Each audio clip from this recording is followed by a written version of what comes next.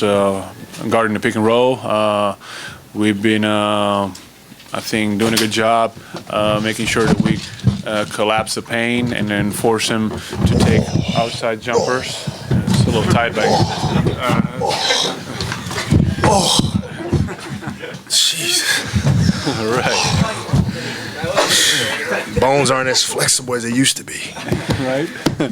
So we've just been active, making a conscious effort of not allowing their guys to get in the paint and score layups on us. Pau, Kobe, buenas noches. Buenas noches. Pau, Kobe, were you guys surprised that... Taking one last question for Pau, please. Okay, Pau. Then I can. Were you thank surprised that towards the end of the game, it's pretty much a question for both of you, towards the end of the game, Derek Fisher was guarding Kobe Bryant, and, well, Kobe Bryant was making everything that he seemed to be taking at the time. Yeah, Kobe had a great ending of the game. And obviously that's his time of the game where he just dominates them. And, he did a great job. Come on, Fish is like 5'2". Come on. Did a great job on scoring on Derek tonight when he had the opportunity to. Jesus. So, thank you guys. Have a good night. Be politically correct, I'll give you the real Go ahead. Go ahead. All right, guys. What is it? Exactly. I'll never win.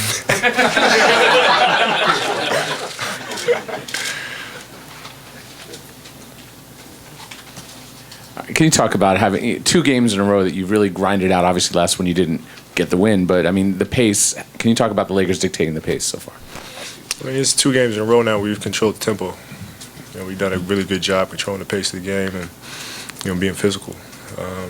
But as you see, even tonight, there's stretches where their explosiveness. I mean, they just go on runs quickly. I mean, in 45 seconds to a minute, they can go on a 7-0, 8-0 run. So we really got to be careful with the ball and keep them out of transition. How taxing is it mentally when you know the other team, you can play well for 8 minutes, 9 minutes in a row, and the other team could rip off 10 points in 90 seconds? It's not taxing. It's fun. It's fun. I mean, it's a challenge, right? So, we all enjoy that. I know I certainly do. You want to be against an opponent that you respect, that you know is going to bring it physically and mentally. That's extremely enjoyable. For a guy that doesn't take charges, looks like you set up for a couple of the past 2 games. Yeah, I mean the one last game, he's got to give that to me, man. I don't do that often. You know what I mean? And you got to do what it takes to win at this point. Guys coming down the lane, you got to try to set yourself up, put your bodies in between them, make them think twice about going to the hole. Block tonight, Did you have block tonight, or? No, I was just standing there. I just didn't fall. I'm not a very good charge taker. Obviously, if that was like Shane or D Fish, probably would have been a charge, but they're a little better at taking them than I am. Kobe, it looked like you guys did to the Thunder tonight that they did to you in the final minutes of Game 2. Can you talk about how you guys pulled that off? Yeah, we were just patient. We were aggressive. Defensively, they try to get into us. Especially me. They really try to crowd me. So, it's I drive the ball and be aggressive. I'll get those calls most of the time, and just get to the free throw line. So, we wound up doing the same thing that they did to us in Oklahoma. Theirs was just more explosive. We just slowed the game down, got to the free throw line, stopped the clock, and kind of chipped away at it. Mamba Sidonji, was this the first game where you actually made the Thunder flinch under a Laker attack? They seemed a little taken aback in the last couple of minutes when you came back from 5 down with just less than 3 minutes to go.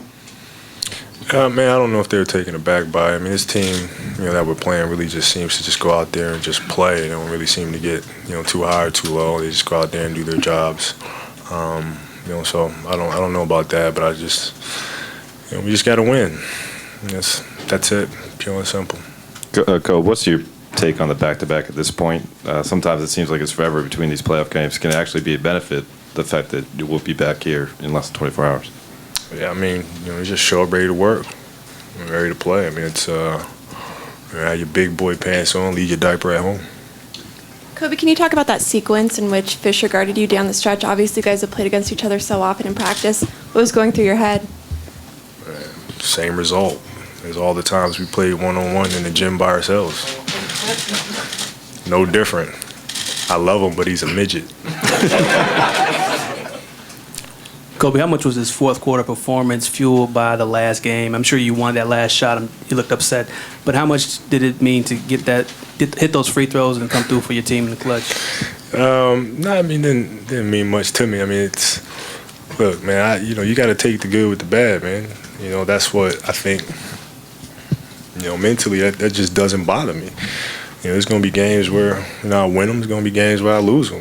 When I lose them, everybody's going to criticize and say what they got to say, but I don't care. I take it like a champ. So, I forgot about the last game already, and I just come out and do my job the next one. Less than 24 hours from now, you're going to be back here playing, and these guys are young and they're hungry. And are you guys physically going to be able to play with that kind of intensity, physicality? No, not if it's an up and down game. No, we don't have a shot. I mean, we've never had it. We can both be extremely well rested. We're not going to have a shot, So we got to just slow the game down, play our pace, play our tempo. And, we'll be fine. Whether it's back-to-back or 3 nights in a row, it doesn't matter. If we control the pace, we'll give ourselves a great opportunity. Okay.